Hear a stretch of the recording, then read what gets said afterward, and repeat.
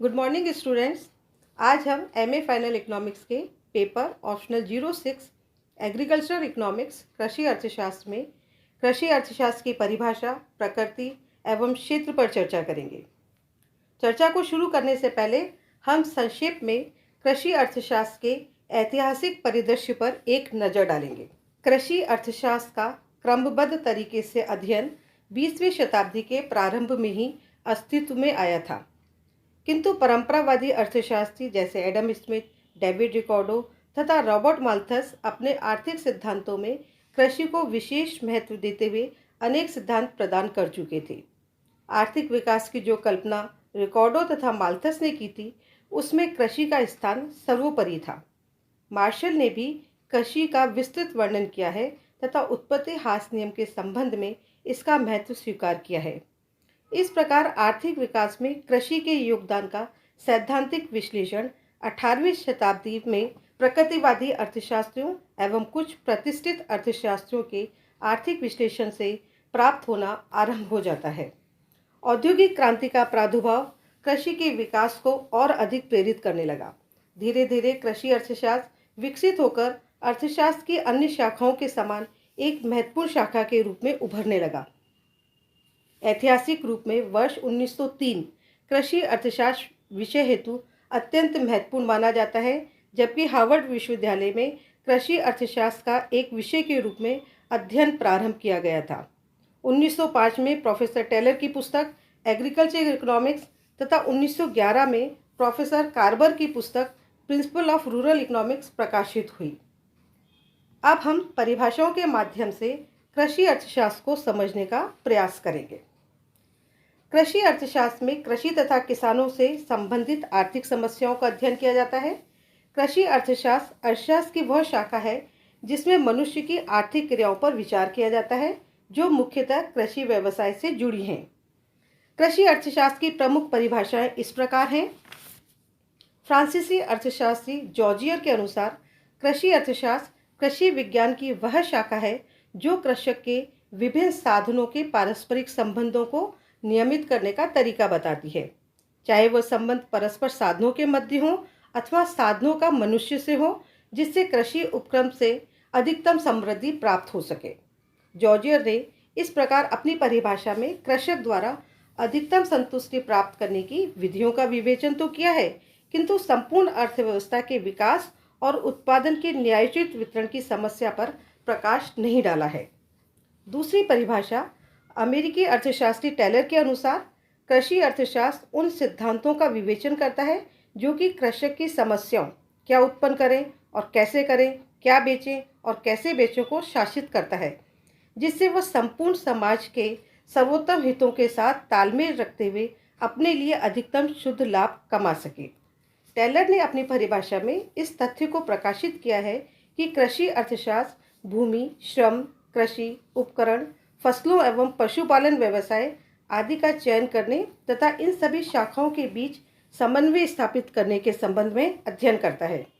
तीसरी परिभाषा professor grey के अनुसार कृषि अर्थशास्त्र वह विज्ञान है जिसमें अर्थशास्त्र के सिद्धांतों एवं विधियों को कृषि उद्योगों की विशिष्ट दशाओं में लागू किया जाता है। ग्रे की परिभाषा अधिक स्पष्ट है। इस परिभाषा में कृषि उद्योगों को अध्ययन का केंद्र बिंदु माना गया है और इस प्रकार कृषि अर्थशास्त्र को इस परिभाषा में अधिक व्यापक बना दिया गया है। इन परिभाषाओं से स्पष्ट है कि कृषि अर्थशास्त्र वह विज्ञान है जिसमें अर्थशास्त्र के सिद्धांतों और प्रणालियों का प्रयोग कृषि उद्योगों की विभिन्न दशाओं में किया जाता है। कृषि अर्थशास्त्र में कृषि से मनुष्य को धन कमाने और उसे व्यय करने की समस्त क्रियाओं से उत्पन्न समस्याओं का अध्ययन किया जाता है।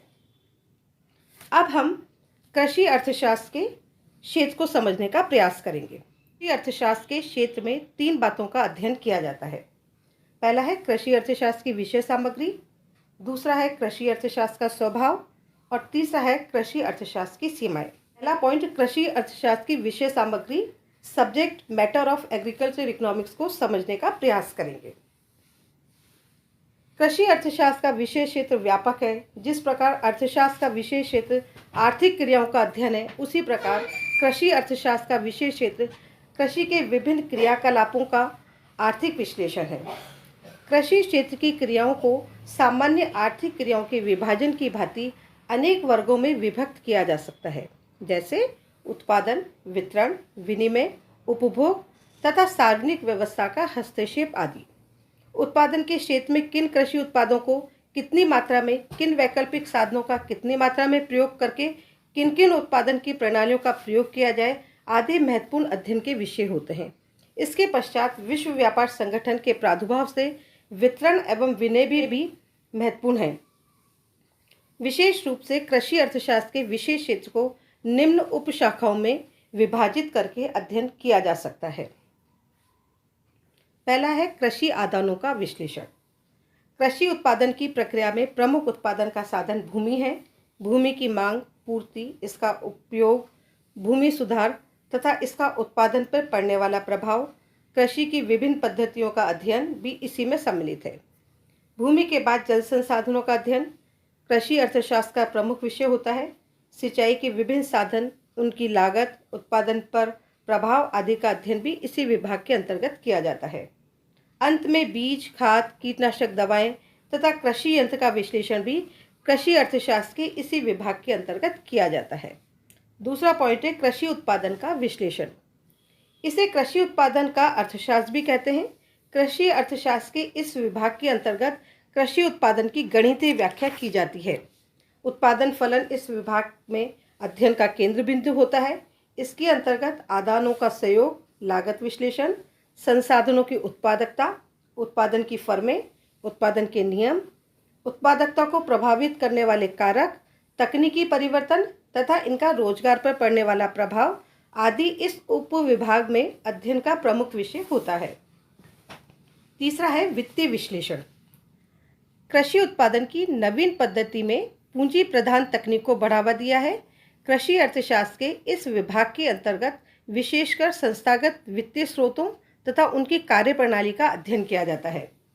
कृषि क्षेत्र में पूंजी निर्माण, कृषि बचतों तथा विनियोगों आदि का अध्ययन भी इसी उपविभाग के अंतर्गत किया जाता है। चौथा पॉइंट है विपणन एवं मूल्य नीति विश्लेषण। कृषि अर्थशास्त्र के इस विभाग के अंतर्गत विपणन संबंधी एवं मूल्य निर्धारण नीतियों का अध्ययन सम्मिलित किया जाता है। कृषि उत्पादों के मूल्य निर्धारण में मांग पूर्ति की शक्तियों के अतिरिक्त तेजी व मंदी को नियंत्रित में रखने की पद्धतियों का अध्ययन भी इसके अंतर्गत सम्मिलित होता है। बाजारों के प्रकार, उनमें प्रचलित मूल्य, विक्रय पद्धतियां, सरकारी हस्तक्षेप एवं नियंत्रण का अध्ययन भी इसी विभाग के अंतर्गत आता है। पांचवा पॉइंट है पशुपालन एवं अन्य कृषि आधारित व्यवसाय। कृषि क्षेत्र में विविधीकरण का प्रचलन बढ़ता जा रहा है। पशुपालन उद्योग के साथ बागवानी एवं वनारोपण आदि कृषि पर आधारित उद्योगों का अध्ययन कृषि अर्थशास्त्र में अन्य विशिष्ट उपविभाग के रूप में महत्वपूर्ण होता जा रहा है। पशुपालन, दुग्ध व्यवसाय, बागवानी, मत्स्य उद्योग आदि अलग अलग विषय के रूप में अस्तित्व में आ चुके हैं। छठा पॉइंट है आर्थिक नियोजन तथा कृषि नीति विश्लेषण। कृषि अर्थशास्त्र के इस विभाग के अंतर्गत कृषि अर्थशास्त्रियों द्वारा निर्धारित की गई अनेक कृषि संबंधी योजनाओं एवं नीतियों को सम्मिलित किया जाता है। भारत में प्रचलित पंचवर्षीय योजनाओं का निर्माण तथा इसमें कृषि का स्थान इसका एक विशेष उदाहरण है। इस विभाग के अंतर्गत कृषि वर्ग से संबंधित कल्याणकारी मुद्दे अधिक महत्वपूर्ण हो गए हैं। विगत वर्षों में भारत में बड़े पैमाने पर कृषक वर्ग द्वारा आत्महत्या की दुर्घटनाओं के कारण इसका महत्व और अधिक बढ़ गया है। अब हम कृषि अर्थशास्त्र की प्रकृति को समझने का प्रयास करेंगे। कृषि अर्थशास्त्र कला है या विज्ञान, आदर्शमूलक विज्ञान, वास्तविक विज्ञान या सामाजिक विज्ञान है? इन सब प्रश्नों का विवेचन कृषि अर्थशास्त्र की प्रकृति के अंतर्गत आता है, जो इस प्रकार है। कृषि अर्थशास्त्र वास्तविक विज्ञान। कृषि अर्थशास्त्र वास्तविक विज्ञान है। विज्ञान से यहाँ तात्पर्य सुव्यवस्थित ज्ञान से है। कृषि अर्थशास्त्र विज्ञान की भांति ही जांच, वर्णन एवं विश्लेषण करता है। ये कारण तथा परिणाम के संबंध को बताता है। उत्पादन के क्षेत्र में यह हमें बताता है कि किसी भूमि के टुकड़े पर जो जो श्रम तथा पूंजी की इकाइयाँ बढ़ाते हैं, त्यों-त्यों प्रत्येक अगली इकाई का उत्पादन घटता जाता है। कृषि अर्थशास्त्र विज्ञान केवल चयन की प्राप्ति के लिए ही नहीं, वरन ये प्राप्त ज्ञान का अधिकतम लाभ की प्राप्ति के लिए कृषि में उपयोग करने की विधि भी प्रदर्शित करता है। कृषि अर्थशास्त्र आदर्श विज्ञान। कृषि अर्थशास्त्र आदर्श भी प्रस्तुत करता है, अर्थात ये अच्छे बुरे तथा उचित अनुचित का बोध कराता है। ये इस प्रश्न का उत्तर भी देता है कि क्या होना चाहिए। उदाहरण के लिए कृषि अर्थशास्त्र बताता है कि भारत में अन्य देशों की अपेक्षा प्रति हेक्टेयर उत्पादन बहुत कम है, जिसे बढ़ाया जाना चाहिए। अर्थशास्त्र ये भी स्पष्ट करता है कि महाजन किसान से ऊंची ब्याज दर वसूल करते हैं, जिसे कम किया जाना चाहिए। इस प्रकार कृषि अर्थशास्त्र आदर्श विज्ञान है। कृषि अर्थशास्त्र कला। कृषि अर्थशास्त्र कला भी है। कला से तात्पर्य सुव्यवस्थित क्रिया से है। सुव्यवस्थित विधि से कार्य करने का ज्ञान भी कृषि अर्थशास्त्र प्रदान करता है। कृषि अर्थशास्त्र उन उपायों तथा विधियों को बताता है जिन्हें अपनाकर कृषि उत्पादन को बढ़ाया जा सकता है और राष्ट्रीय आय में वृद्धि की जा सकती है। कृषि मजदूरों की मजदूरी बढ़ाने के लिए ये कृषि मजदूरों को संघ बनाने की सलाह देता है। इस प्रकार हम ये कह सकते हैं कि कृषि अर्थशास्त्र वास्तविक विज्ञान और आदर्श विज्ञान के साथ साथ कला भी है। अब हम कृषि अर्थशास्त्र की सीमाओं का अध्ययन करेंगे।